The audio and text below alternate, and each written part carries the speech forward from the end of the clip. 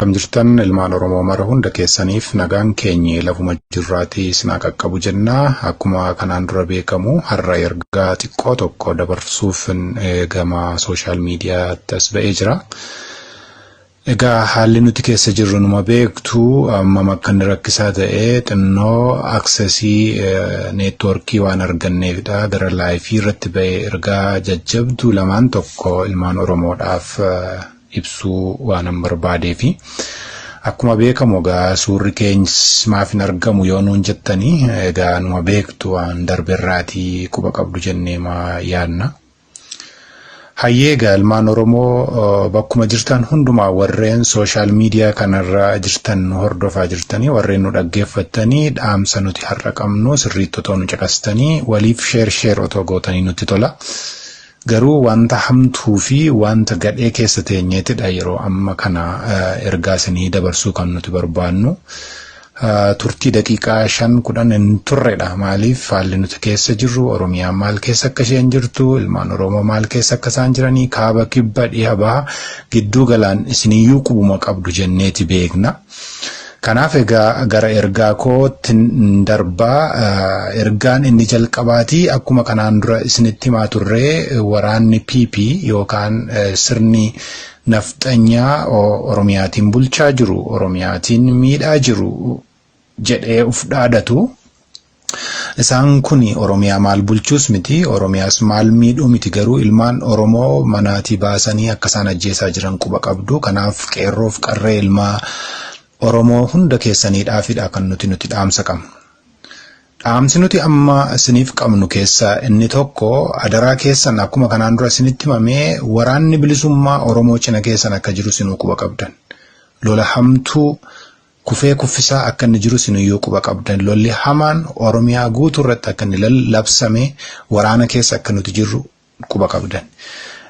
Ilmaan Oromoo garuu qarreef qeerroon Oromoo garuu ergaa keenya kanaan duraan dhageenye ta'ee otuma dhageessaniitu nu jalaa callisan ta'ee egaa nuti hin beeknu maaliif qe'eetti duutu maaliif manatti jalaa qabamtanii duutu kuni duguuggaa sanyii isinirratti raawwatamuuf dhufedha malee waraana bilisummaa Oromoo fixuu warra dhufe miti. Qeerroof qarree Oromoo isaan warra bor ol guddatan warra boru biyya jijjiiruu danda'an sana balleessuudhaafidha. Mootummaan hattuun mootummaan shiftaan kun humna qabdu gadi isinitti ergitee ganda keessatti milishaa wajjii walii taatee walii galtee kan isheen sinfitaa jirtu. Adaraa qarreef qeerroon umuriin keessan waggaa 10 12 16 hamma kana gidduuti ol jirtan hundi keessan adaraa keessan gara waraana bilisummaa Oromootti baqadhaa. Maaliif duutu du'a keessan yeroo dhageenyu nuti baay'ee gaddina hin boonya. Isaan unuun miti loluu kan dhufan isiniin balleessuu isiniin ajjeesuu waan dhufaniif maaliif qeeteessanii duutu. Kanaaf gara waraana bilisummaa Oromootti deebi'aa isiniin jenna. Haalli amma isin keessa jirtan quba qabna. Haalli nutis keessa jirrus quba qabna. Garuu isaan unuun miti kan lolaa jiran. Nuti immoo yeroo dhufnee isinirraatii qolachuudhaaf dhufnu baay'een keessan daa'ima of jala naqxaniiti godaantu hin fiigdu hin baqattu garatti dhukaasuu hin qabnu. Nuti kan qabsoonee fi uummata kanaaf. Nuti kan bosona keessa jirru uummata Oromoodhaaf. Yeroo waraanni ka'ummoo yeroo isinirraatii ittisuudhaaf dhufnu garuu baay'een keessan daa'imman of jala gootanii manguddoo of jala gootanii fiigdu. Mee maal haa goonu? Mee akkamitti isinirraatu? Otoo isin jirtanii isiniin ajjeesaa isaan sanas rasaasa walitti roobsuun kun ni taatii. Kanaaf adaraa keessan maaloo warreen baqachaa jirtan taa'aa gadi ciisaa jennee kanaan dura isinitti himneerra akkamitti akka miliquu dandeessan lafa qabadhaa gadi jedhaa isiniin jenneerra. Nuti isinirraa qolachuudhaaf dhufna. Yeroo nuti isinirraa qolachuudhaaf dhufnu garuuti isin ilmaan keessan of jala buustanii daa'ima of jala buustanii daa'ima baattaniiti fiigdu. Fiigichaan rasaasa jalaa ba'uun hin danda'amu. Waan nuti isiniin jennu maaliif hin dhageessani? Warreen manguddoonis warreen ga'eessoonnis adaraa keessan kana nu hubadhaa isiniitiin jenna. diinni silaa diinuma durumayyuu numa beektu akka inni sin ajjeesuuf sin balleessuuf mana isin irratti guggubuuf jireenya keessan balleessuuf Oromiyaa burjaajessee qabeenya sin qabdan lukkuu saataatu hanga sa'aa sangaatti hoolaa dabalatee hunduma hawwataa dhiigni jaalleewwanii yerootti dhangala'aa jirudha. Dhiigni ilmaan Oromoo yerootti dhangala'aa jiru kana keessa teenyeetidha kan sooshaal miidiyaatiin ammallee sagaleen nu dhaggeeffadhaa gurra nuuf kennaa jennee kan isinitti himaa jiru lola hamtuu keessa teenye. Maaloo hadaraa keessan ilmaan Oromoo bakka lolli jijjiru hundumaatti bakka hin jirran jiru Oromiyaan amma dirree waraanaa taateetti isin ni beektu. Kanaatiif hadaraa ilmaan keessan fuutanii hin baqatiina. Tokko waan nama ajaa'ibu keessa horii fa'aa ooftanii deemtu eessa dhaqattu mee beeqee abbaa keessaniirra mee horii kana eessa dhaqattu? Rasaas akka kana robutti horii oofuun meeshaa mana keessaa fudhattanii deemuun mee eessa dhaqxu? Maaliif hin teessanii mana keessan adabattanii? Mana keessan keessaatii gadi ba'aatii balbala keessaniitiin garaadhaan lafa ciisaa isiniin jennee isinitti himneerra hanga dhukaasni sun darbutti. Adaraa keessan gufuu nutti hin ta'iina ilmaan Oromoo warreen akka kana gootan. Hin baqatiina lubbuudha dhugumadha isinitti murteessu garuu baqachuun fiiguun furmaata hin ta'u rasaasa jalaa isiniin baasu. Achuma ciisaa yoo duuti isinii dhufteetti achitti isiniin hanqattu fiigdaniif waan gootan hin qabdan. Mudhii keessan jabeeffadhaa garaa keessan hidhadhaa. Ilmaan Tigraay koo waan akka kanaa ni beeku sirriitti dhagaa jala galaniitidha kan isaan ofirraatii diina isaanii qolatanii dabarsan. Amma waa'ee ilmaan Tigraay isinitti odeessu miti. Isinis ilmaan Oromoo kun hundi keessan bakka lolli gurguddaan amma deemamaa jiru kana keessatti naannoo kanarratti amma isin lafa qabattanii gadi jettanii cuf bira dabarsuudha. Nuti isin bira jirra. Nuti isin irraatii qolachaa jirra. Isin irratti du'aa jirra. Isin immoo horii ooftanii daa'imman uf jala dhooftanii hin fiigina hin baqatiina. Inni kun dhaamsa keenya jabduudha. Kan ilmaan Oromoo hundi keessan quba qabaachuu qabdani. Warreen sooshaal miidiyaa kana hordofaa jirtan adaraa ilmaan Oromoo kanaadhaaf sheer godhaa akka inni wal ga'u taasisa. Neetwoorkiin bakka nuti jirru kana baay'ee hin jiru. Akka tasaa arganneetidha kanarratti fayyadamnee kan nuti ergaa kana isiniif dabarsuu barbaanne. Inni lammaffaa akkuma dura jalqaba seensa koorratti dubbadhetti adaraa qarreef qeerroon Oromoo maal taatanii kan qe'eetti duutan akka du'a saree. Maaliif harka laattu bira teessanii maaliif qe'ee teessu yeroo diinni qe'ee keetti meeshaa hidhatee hidhannoo guutuudhaan sitti dhufu maal hojjetta achiiti akka inni si ajjeesu beekta miti? Maaliif hin baqattu maaf jalaan daattu maaf hin dhuftu gara waraana bilisummaa Oromootti maaf hin baqattu wayin gara bosonaatti hin baqattu? Maaliif du'a saree duuta yaa qeerroo yaa qeerree? Mee amma torbeenuma kana gidduu kana keessatti guyyuma lamaan kana gidduutti meeqatu du'e? Godinaalee Oromiyaa yookaan zooniilee Oromiyaa kutaalee Oromiyaa meeqa keessaatii ni dhageenya? Jaalleewwan takka nuuf bilbilan nutti himu isin maal taatanii? Adaraaf qarreef qeerroon umuriin keessan ga'e teessanii afaan diinaa hin bu'iina. Ammas dhaamsa keenya nuti isiniidhaaf dhiiga keenya dhangalaasaa jirra. Nuti isiniin oolchachuudhaaf jecha ganamaaf galgala qabsaa'aa jirra. Maaloo adaraa yaa qarree nu dhagaa warri gurra qabdan kan bahaa kan dhiyaa kan gidduu galaa kan lixaa hundi keessan Oromoon hundinuu rakkoo dhufe kana ilmaan Oromoo irraa qolachuudhaaf waraanni bilisummaa Oromoo mudhiisa hidhateeti halkaniif guyyaa beela dheebuu otoo hin jedhin sinirraati lolaa jira kufee kuffisaa jira. Isin garuu qe'ee teessanii maaliif duutu? Maaliif qe'ee keessatti immoo teessanii warreen shamarran warreen qarreen maaliif gudeedamtu? Koottaa gara waraana bilisummaa Oromoo gara bosona Oromiyaatti baqadhaa isin cina jirra.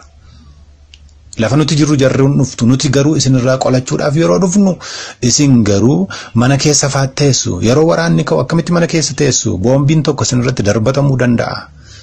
Meeshaaleen gurguddaan dhuka'u kun mana keessatti isin fixuu danda'a mana keessa hin taa'iina bahaa gadi.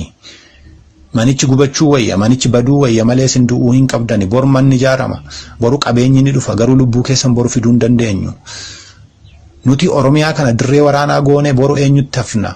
Isin dhagaachanni keenyi ilmaan Oromoo qarreef qeerroodha saba Oromooti kanaaf isin irratti qabsaa'aa jirra nuti nama aangoo barbaadu miti walabummaa bilisummaa Oromiyaadhaaf jechadha kan dhiiga keenya dhangalaasnu erga du'uun hin oolle garuuti kootta rasaasuma tokkollee dhukaasaatii du'a inni kun waan guddaadha. Ibidda keessa teenya isinitti dubbachaa jirra isiniif jennee isinitti dubbachaa jirra isiniif jenneetis qabsaa'aa jirra. Kanaaf adaraa keessan ilmaan Oromoo hundi keessan warri taatan bakka amma jirtanii bakka waraanni gaggeeffamaa jiru kana keessatti callistanii mana keessa hin taa'ina. gadi ba'aatii bakkeedhaan naannoo isaa sanallee akkuma wayii tokkollee gadi ciisaa ofirra dabarsaa. Inni kana dhaamsi keenya. Inni lammaffaa kan nuti isinitti dhaammachuu barbaannu inni guddaa fi inni hangafti jennee yaannu diinni yeroo ammaa kana karaa adda addaa gara keessanitti yaa'aa jira.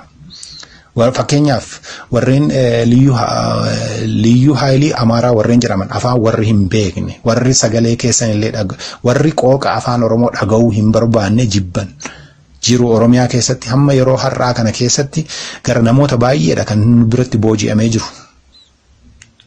Waraana Eertiraa kan Sumaalee Boorana keessatti argitaniittu. Kanaatiif waan isin irratti duulame akka ilmaan Tigraay irratti duulame biyyoota ollaatii jalqabee hamma biyyoota warreen keessaa warreen Oromoo hin jaallanne jibban kanadha waan ta'eef namni isiniif hilu hin jiruuti. Mootummaan kun nu gargaara, mootummaan kun nurra oola jettanii nu gargaara jettanii jaallattanii jalan taa'ina. Shaanee qallabaa turte maal qallabaa turte jedheeti biddaan si guba booda. Otoo ati waa tokko hin godhin, otoo ati waa'ee hariiroo waa'ee waraana bilisummaa Oromoo hin beekin garuu beekta jedhamtee du'aa jirta waan ta'eef isa kanarraati lafuma jirtanii of eeggadhaa. Adaraa keessan gara waraana bilisummaa Oromootti baqadhaa, gara quubsuma mooraa bilisummaa waraana bilisummaa Oromootti otoo baqattanii gaariidha isiniitiin jenna. Walumaa galatti dhaamsa koo xumuruudhaaf hin jira. Waraanni bilisummaa Oromoo yeroo ammaa kana keessa akka diinni odeessitu miti, akka diinni asaastu miti. Waraanni bilisummaa Oromoo injifannoolee gurguddaa galmeessaa jira. Isinis quba qabdu ni beektu. Karaa adda addaa miidiyaa adda addaatiin isiniif dabarsuudhaaf neetworkii waan hin jirreef rakkoowwan adda addaa waan jiruuf karaa sooshaal miidiyaa irraatiinis ta'e miidiyaawwan bakkee jiran irratti illee isinii dabarsuudhaaf hangoonuun wallaalchisee jira. Sababiin isaas immoo maaliifi neetworkiin hin jiru karaa isiniif dabarsinu hin jiru. Kanaaf waraanni bilisummaa Oromoo yeroo ammaa kanatti sa'aatii amma irra jirurraa kana keessatti injifannoo gurguddaa kan inni galmeessaa jiru waan asiif asii miti. Uummanni Oromoo kanatti jabaachuu qaba. Uummanni Oromoo kana deeggaruu qaba. Uummanni Oromoo jajjabeessuu qaba waraanasaa. Waraanni kuni akka isarratti duulame balleessuudhaaf sila guyyaama tokko jala dhaabbachuu hin dandeenyu. Kadhannaan keessanii fi inni isin nu cina dhaabbattan inni nuti haqaaf jennee manaa baane Rabbiin keenya nu gargaaree yeroo kana ilmaan keenya obboloonni keenya kiristaanaas musliimaas du'aayii warri nu gootan warreen nuuf kadhattan nu cina dhaabbattanii injifannoo boonsaarra jirra. Waraanni mooraa isaatii cabsee har'a gara waraana bilisummaa Oromootti baqachaa jira. Mootummaa isa gargaaru, mootummaa isa nyaachisaa ture, isa qawwee isa hidhachiisaa ture, isa waan barbaade isaafi godhu sana sirrii miti inni nama ajjeesaa jira, maal gochaa jira, akkana gochaa jira jedhee gara waraana bilisummaa Oromoo isa bosona galuu, isa nyaata hin qabne, isa dhugaatii hin qabne, isa kophee hin qabne, isa homa hin qabnetti baqachaa kan jiru har'a asiif as miti. Kanammoo nuti humna keenyaan godha miti. Du'aayii isin nuuf gootanii fi kadhannaa isin nuuf gootantu haqa Oromootu nu cina waan jiruudhaa fi injifannoo gurguddaan kun galmaa'aa jira. Kanaatiif iyyuu nuti amma inni guddaa waa'ee injifannoo boonsaarra akka jirru isin iyyuu quba qabdu jedheetiin amana. Kanaaf waa'ee injifannoo har'a odeessuu miti ganaadha. Injifannoon keenya garuu ilmaan Oromoo warreen du'aa jirtan, ilmaan Oromoo warreen qe'ee irratti boortamaa jirtan, warreen gudeedamaa jirtan diinni isiniif hin ciisuuti, diinni yoomiyyuu isinirraati hin bu'uuti. Adaraa keessan gara quubsuma waraana bilisummaa Oromoo isin cina jirutti gara bosonaatti koottaa. Nuti dawoo isinii taana. Nuti isinirra gorraa, isinis nurra gortu. Kanaaf biyya keenya inuma bilisoomsanna waan ta'eef waraanni amma Oromiyaa guutuu irratti gaggeeffamaa jiru kuni hijibbaata gabrummaati. Yookaan dhumnee lafarraa banna yookaan immoo yerootti bilisoomnudha waan ta'eef dhiiraa dhalaan guddaaf xiqqaan daa'imma otoo hin jedhin lubbuun keessan akka du'u hin barbaannu nuti waraanni bilisummaa Oromoo. Kanaatiif iyyuu warreen umuriin keessan armaan olitti tuqe kun hundi keessan jala teessanii akka hin duune nuti koottaatii qawwee hidhadhaa lolaa isiniin jechaan jirru. Yoo garaan keessan sin lolchisiise lolaa ofirraa qolachuu barbaada. Garuu du'a saree mana keessa teessanii otoo dhimma tokko hojii tokko hin hojjetiin du'uun keessan gaarii miti erga du'uun hin oolle ilmaan Oromoodhaaf jettanii yoo duutan waan guddaadha waan ta'eef adaraa keessan qehee teessanii hin du'iina. Waraana kana immoo ijibbaatumadha amma dhumneeti inuma bilisoomna. Waraanni bilisummaa Oromoo hirreensaa guddaadha. Abdii sabaa qaba. Rakkoon tokkollee hin jiru. Qabsaan immoo yoomuu numa du'asi. Qabsoon immoo yoomuu ittuma fufa waan ta'eefi kanaatiif goleewwan Oromoo hunduma kallattii arfaniin jirtan hundi keessaniyyuu waraana keessanitti boonu qabdanii waraana gara waraana keessanitti. Waraanni kun waraana uummata Oromooti waan ta'eef gara satti dhufuu qabdanii. Wanta isin barbaachisu hundumaa isiniif gochuun ni danda'ama. Adaraa qe'ee keessa teessanii du'a saree hin du'iina. Unuunis nu hin gaddisiisinaa isiniin jedha waraanni bilisummaa Oromoo. Baay'ee isin jaallanna, baay'ee isin kabajnaa. Dhaamsi keenya har'aa kanadha. Lolli ittuma fufeeti jira. Jaalleewwan kunoo dirree qabsoorraati, dirree waraanaa keessaati diina kuffisaa kufaa jiranii. Injifannoon uummata Oromoof ni ta'a. Nu cinas dhaabbadha. Warreen sooshaal miidiyaa kana ilaalaa jirtan, hordofaa jirtan waliif sheer godha. Amma nuu danda'ameef injifannoo nuti irra jirru hunduma isaa karaa danda'amaa ta'eetiin akkasiin bira ga'u ni goona. Nuti sooshaal miidiyaa kanarraa yookaan feesbuuka kanarraa yoo banne akka du'eetti hin ilaaliina. Baay'een keessaan nuuf barreessaa turtanii nuti waraanni yeroo nutti baay'atuu fi neetwoorkii yeroo dhabnudha kan nuti bannu. Kanaatiif immoo injifannoo irra jira. Obbolaan keenyi warreen bakkee teessanii du'aa jirtan, warreen halagaa jala gugguufaa jirtan koottaa. Warri duutanis koottaa hin du'iinaa isiniin jechuu barbaarra. Warreen halagaa jala jirtan immoo akkuma amma gochaa jirtan koottaa. Waliitiin Oromiyaa kana bilisoomsina. Harmee keenya halagaa jalaatii baasna. Obboleettii keenya obboleessa keenya du'a jalaa fi gudeeddii jalaa oolchina isiniin jenna. Injifannoon uummata Oromoof, waboon haa waaruu.